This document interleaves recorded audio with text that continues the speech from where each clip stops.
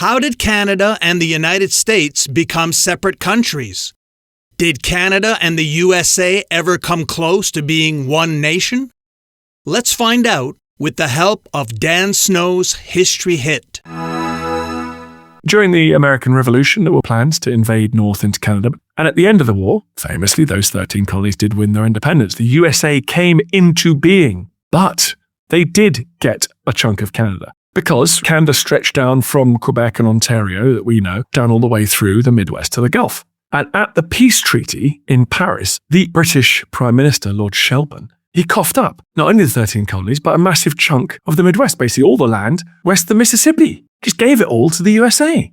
The deal that the British ended up offering the Americans was far, far more generous than the deal that the French, who were the Americans' allies, had been trying to get for the Americans. But Shelburne and the British, they decided a rich and large United States would make a valuable trading partner for the Brits. They'd much rather have the Americans in charge of that territory than the French or the Spanish. They spoke English, same religion, lots of kinship, same values. So actually the young United States of America was far bigger than anyone had really expected on the outbreak of the Revolution. And with big chunks of what had been Canada now as part of the USA.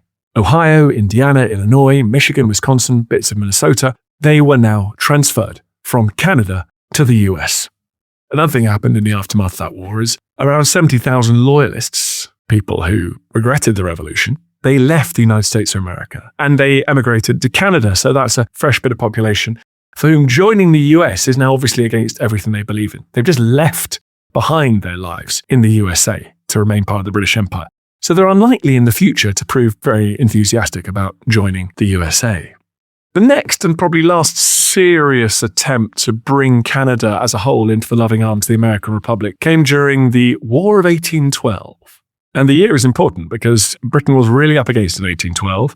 It was distracted, it was busy, it's facing its greatest threat in Europe for centuries, Napoleon's France.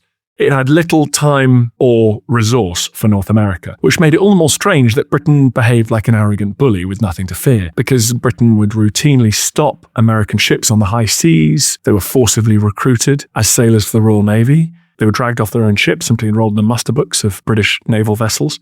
The British were also causing a bit of trouble. They were helping indigenous tribes on the western frontier of the United States. They were giving them arms and advice about how to hold back the tide of American settlers who were moving west over the Appalachians. So the Americans were angry about all these things. And in 1812, Britain was at a low ebb in the war against Napoleon. The Americans timed it quite well. They realized that now was a good time to strike.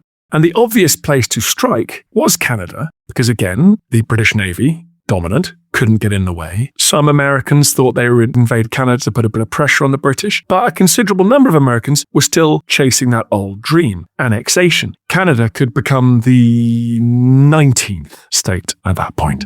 On July the 12th, 1812, William Hull crossed the Detroit River at the head of an American army, and he was full of confidence, and he arrived in Windsor, Ontario, and he issued a proclamation ordering all British subjects to surrender.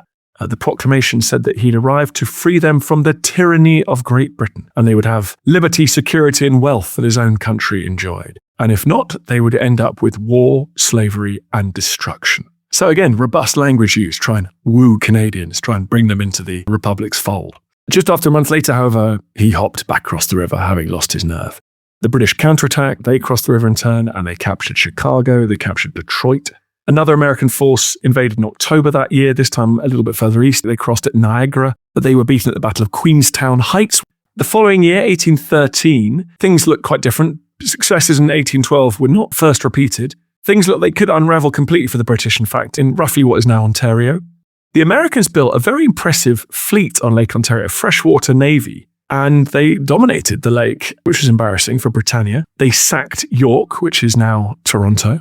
Its legislature desecrated, royal standard captured. The Americans also, as well as that raid, they pushed up through Niagara. And only a rather daring and surprise British night attack on one American force turned the tide. And then that helped persuade the all-important indigenous peoples whose troops the British depended on. The British didn't have enough regular forces in the areas. They needed the indigenous peoples to come to their help. Well, the indigenous people quite rightly wait to see who would win and then join in on the winning side so they didn't suffer the reprisals. And with this victory, they started helping the British again. And that allowed the Brits to stay in the fight. That same year, 1813, the Americans launched two assaults on Quebec. Both of them were repelled. One of them, 4,000 strong. They were defeated by a force of French-Canadian militia, interestingly, and Mohawk indigenous allies. There were just 400 of them. And this American force of 4,000 were repelled by the 400 in a very, very strong defensive position, to be fair to them. The fighting did rumble on. The area around Niagara Falls saw yet more bloody, often quite inconclusive action, but each side cancelled out the other's advantages, and the war ended with the border really, in essence, where it had been at the beginning. And that was the end of another attempt to add Canada to the United States of America. The states of the Americas would remain disunited. That's also the last formal military annexation attempt, but there have been plenty of political efforts since then. So the War of 1812 brings an end to American military efforts to conquer Canada, to annex Canada. But there have been plenty of interesting moments since. In 1837, 1838, you get these odd uprisings. You've got Canadian rebels who rise up against the conservative power structures, the oligarchies that control the colonies of Canada. They demanded democracy. They wanted a kind of US-style democratic system. And they didn't receive support from the US government, but they received support from US citizens who were living south of the border. And there was something called the Patriot War that saw these Canadians and Americans sort of band together and conduct border raids. The British authorities in Canada defeated them, and the American government was quite careful to signal they didn't support these actions. And in fact, they eventually worked with the British government to suppress these groups. February 1839, when there was more trouble. There was talk of war. There was trouble between Maine and Canada. Maine was now a US state. It had broken away from Massachusetts, so it's its own state. And the border between Maine and Canada had never been settled. It's a wild, tangled, inhospitable bit of landscape. So there hadn't been a particular need to work out exactly where the border ran. But as more people moved in there, populations arrived, people wanted to exploit economic resources, it became important because government officials on both sides of the border would give licenses out for logging and other activities. And then they would clash and people would ask, well, by whose authority are you here? The militias on both sides were assembled, but the Americans and British both blinked. They decided to negotiate and agreed the border between Maine and Canada as it is today. It must have stirred things up because a few years later, in the 1844 US presidential election, annexations of bits of Canada, or indeed what the British claimed was Canada, became an election issue. So you've got James Polk. He's a follower of President Jackson, that most muscular of presidents, the man who had remade the government by putting in political appointments into his administration. He had not let any legal niceties get in the way of him invading and annexing Florida. Yeah, that President Jackson. Anyway, Polk wanted to emulate his hero, and he campaigned on taking the Oregon Territory, despite British claims to the same piece of land, which the Brits called the Columbia Territory. Now, the Oregon, or Columbia Territory, was a stretch of land really all the way from northern California up to the border with Alaska. So roughly speaking, Oregon, Washington State, and then British Columbia today. So Polk campaigned hard. He used the language of destiny. He said Americans were destined to rule this continent. He revved up the base with dreams of a USA spreading ever wider, increasing its territorial reach.